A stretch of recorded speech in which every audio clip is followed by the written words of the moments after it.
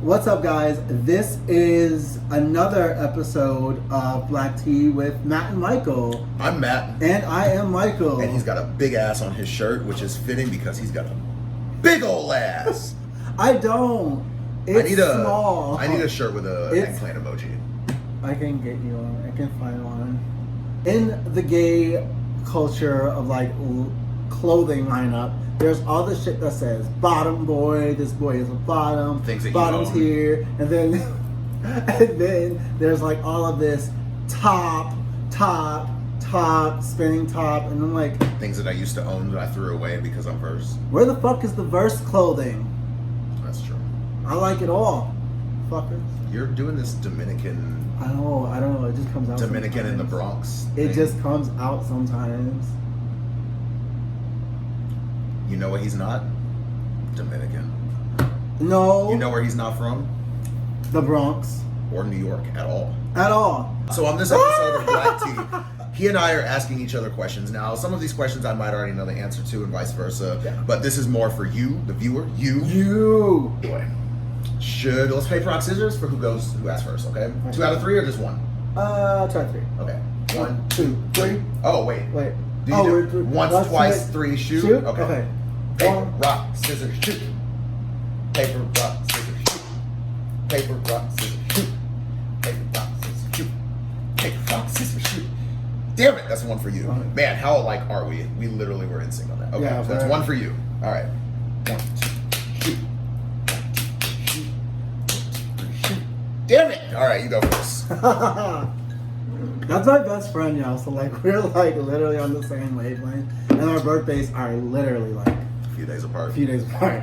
We are getting to know Matt Cage, FKA Matt Cage, baby. These are gang signs. All right. So the first thing I and the viewers want to know is kind of getting off to like a heavy start. I don't know what he's gonna ask me. Yeah, we have not shown each other these See how questions. I'm facing him like this? Yeah, like I'm playing poker? Got little like fucking notepads and shit. Mm-hmm. Alright, so, what is a hidden talent that nobody knows that you have?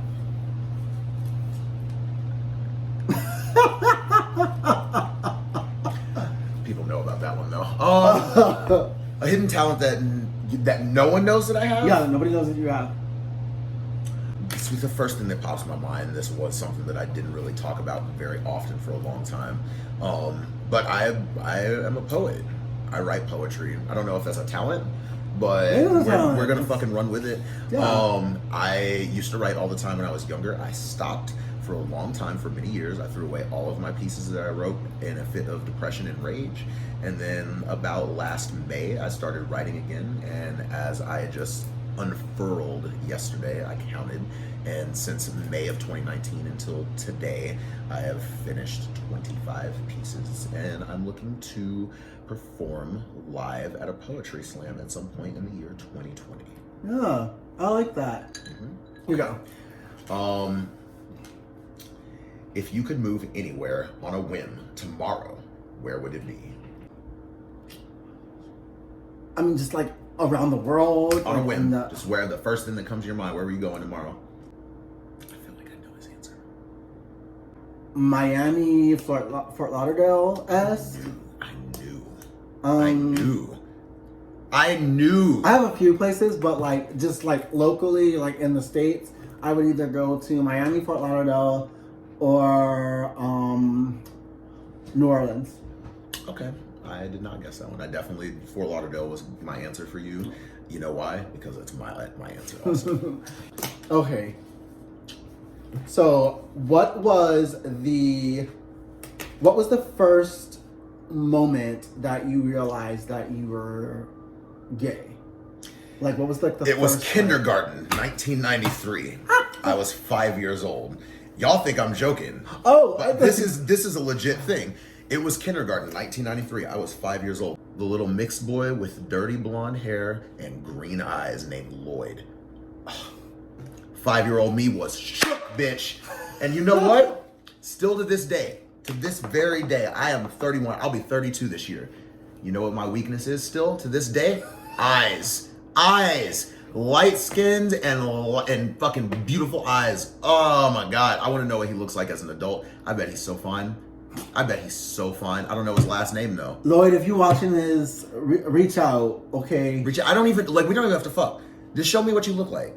I just want to know. Just slide in the DMs. I've been waiting Send him a pic. for 26 years to figure out what you look like as an adult. Actually, send him a follow. Shout out. Yeah, get at me on Instagram and Twitter at FKA Matt Cage. For anyone who watched like the first 5 episodes of this show, Proud Caucasian on Twitter is dead. FKA Matt Cage on all social media. Boom. And you can follow me on all social media at MichaelWolf773. That is Twitter and Instagram. Yes. Okay. Do you prefer topping or bottoming? You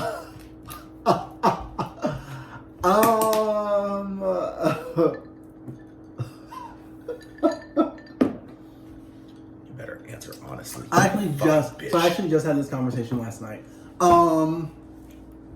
When he was at an appointment. He was at an appointment. He was at an appointment having this conversation. Because homeboy wanted to know. He had to know what he was going to be prepared for. So I'm 100% averse. I'm 100% averse. But, and a very strong but. Saying this, I'm going to consider myself a versatile bottom because I do enjoy bottoming. But that doesn't mean I can't fucking lay pipe, okay? Like, ask. Ask. So at the end of this episode, we will have the usernames for all of these people's Instagrams, all of his Holodex, his hotation. But just in certain situations, like, bottoming is really hard. And if you are a bottom or a verse bottom or just verse, you know that, like, you sometimes have to watch what you fucking eat. You have to fucking clean out. This is a thick bitch that needs tempo and food, so she ain't trying to fucking starve. Yeah. And, like, Chicago is a flaky ass fucking city, and there is nothing worse. And I know you bitches who take dick could fucking agree with me. There is nothing worse than spending 45 minutes to an hour cleaning out, and then the motherfucker just ghosts or cancels on you. We need Head and Shoulders for all you flaky motherfuckers out there. You know that? So, right, there it is. That was a really long-winded answer. I'm sorry, y'all. I love it. What is one of your biggest pet peeves? Like, what just, like, fucking... You know what? The first thing, I don't know why, it might not even be my biggest pet peeve, but I'm just going to answer it because it's the first thing that came to my mind. One of my biggest pet peeves, if not my biggest, is people that do not understand social cues. Like, and I know, because if we put our heads together, if we put our heads together, I know that you know someone that I am referencing who does not understand social cues. Look, I love a few of them. He and I are like, see how we're having a conversation right now. I'm engaged. I'm facing him. Okay, like we're having a conversation. Yeah, I'm talking to you. See, and I'm engaged because, oh my goodness, that's how. But if I don't give one shit about what he has to say, you know what I'm gonna do? This shit right here. Now, if this bitch keeps talking to me and my back is to him, and he doesn't understand that I'm not interested in anything. But you don't even know. But you don't. And if you come around and I move this way again, and you all up in my fucking grill, that's one of my biggest pet peeves. Oh my god! Understand social cues. I've been in the situation with him when this is happening. And I'm rude, and he is rude as fuck. I'll at least try to like. Be like, oh, okay, well, we're actually in a conversation about something. Can you like, nope, you know, not me. He like petty. Not me. We can get petty mayonnaise. Petty Mercury. Petty Levert. Yes. Oh, come on now. If you could change, bitch, I'm about to ask you, if you could change one thing about yourself, what would it be?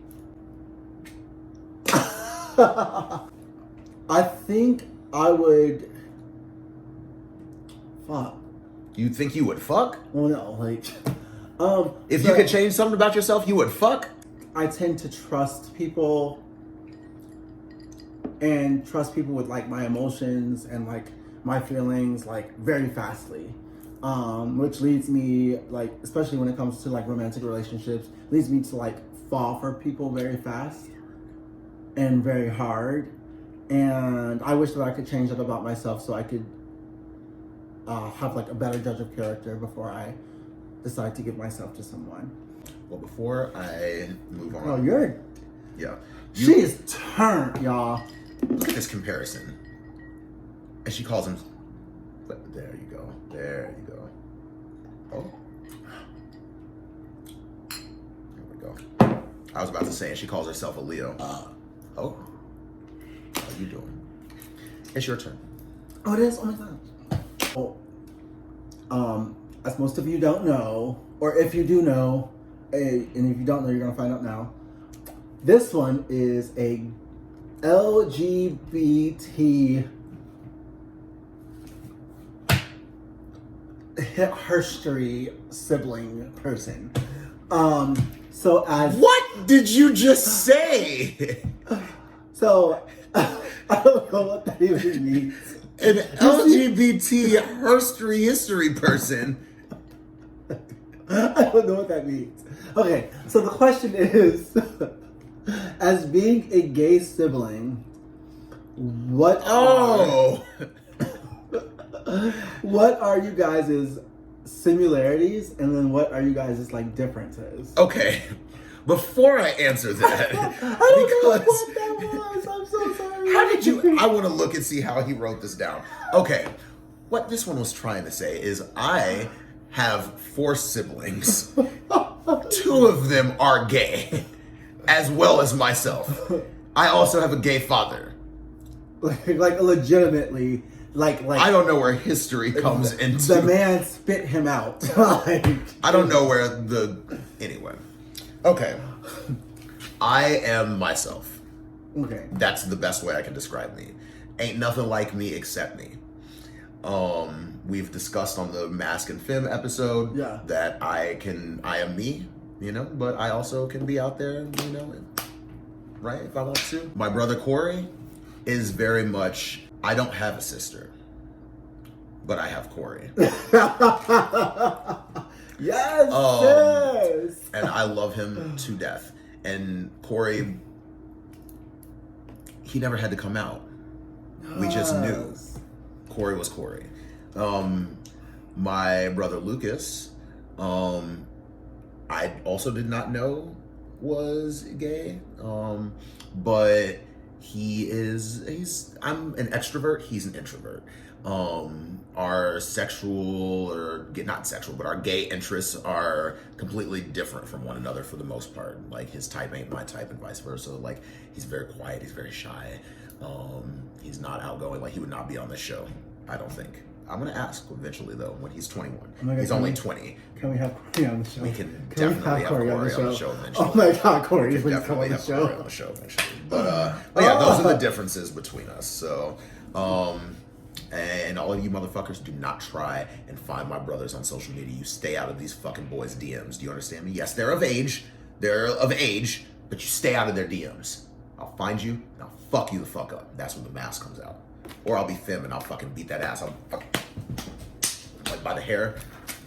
Anyway, next question. Oh. This is Black Tea with Matt and Michael. Fix However, my your wig. name is Sherman. Can you list all of your aliases and explain them to me and why? Oh fuck. Okay. Okay. So there's Sherman. There's Michael. There's Klaus.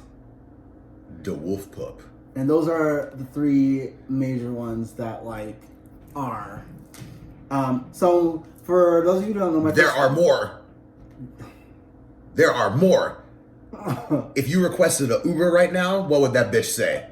Miguel. No, Michael. And my Lyft. Lyft is Miguel. Fuck.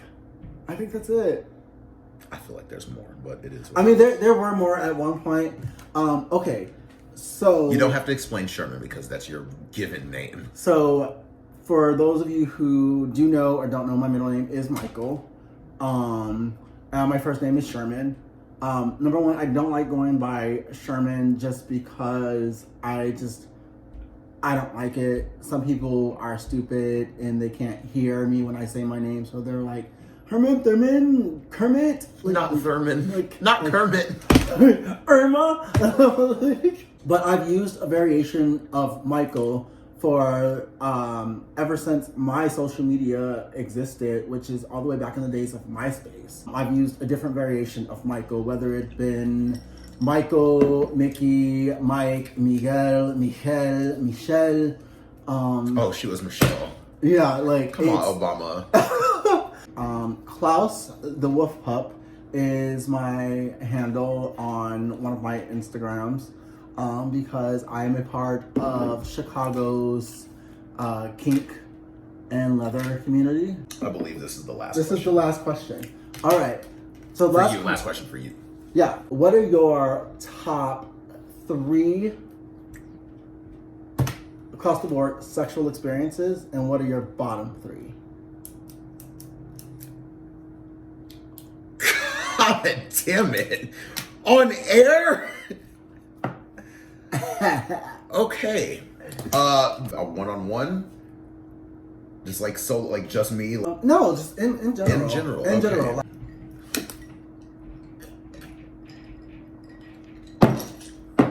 I started a relationship by hooking up in the shower at the gym that I worked at. I saw a boy. He was and is gorgeous. And he saw me naked changing in the locker room, and he saw my dick, and he nodded, smiled in approval. I went to go ask for his number, trying to be, diplomatic about it. He grabbed my dick and said, "Where are you going?" I said, "I'm going home." He was like, "That's a shame." And then he walked back towards the showers, and I was already fully dressed, but I said, "Fuck it." And I got undressed. I grabbed my towel out of the hamper, and I went and I found him in the shower, and we fucking did the dirty. We did the business, and then everything that happened from there. But it was great. It was a great experience, and I got a relationship out of it. There was also with said person at IML weekend here in Chicago, International Men of Leather weekend. We were at the Congress Hotel. I can say the name of that one because it's whatever. We saw this beautiful Guatemalan boy, and he was gorgeous, and we were making out with him together, and we're swapping spit. It was hot, and we were like, we need to go somewhere privately so that we can continue this. And instead of finding a room or going back to one of our places or something like that, we just went to the emergency exit stairwell, and me and my boyfriend sucked this boy's dick in the emergency exit stairwell. And then my boyfriend and this Guatemalan man came all over my face and chest, and then I walked through the hotel covered in semen because I needed something to wipe up. And I didn't have a towel, and I wasn't about to use my new shirt that I had just bought earlier that day. So while walking through the hotel, there was a door open, and there was a fucking group of guys, and I was like, "Excuse me, I see you have some towels there. Can I borrow one?" And they said, "Why?" And I was like, "Because I'm a mess." And the guy said, "Wow, you really are," and he gave me a towel, and I wiped up. The final one that comes to mind is we were in... I'm sorry.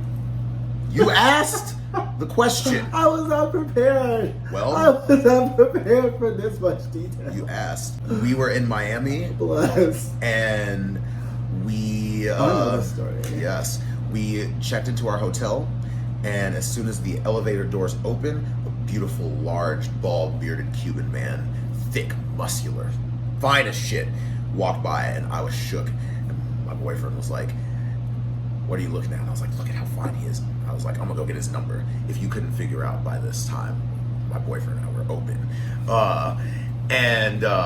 I ran to go get the guy's number, and I was like, "Can I get your number?" He said, "What room are you in?" I told him the room number. He said, "I'll be there in 5 minutes."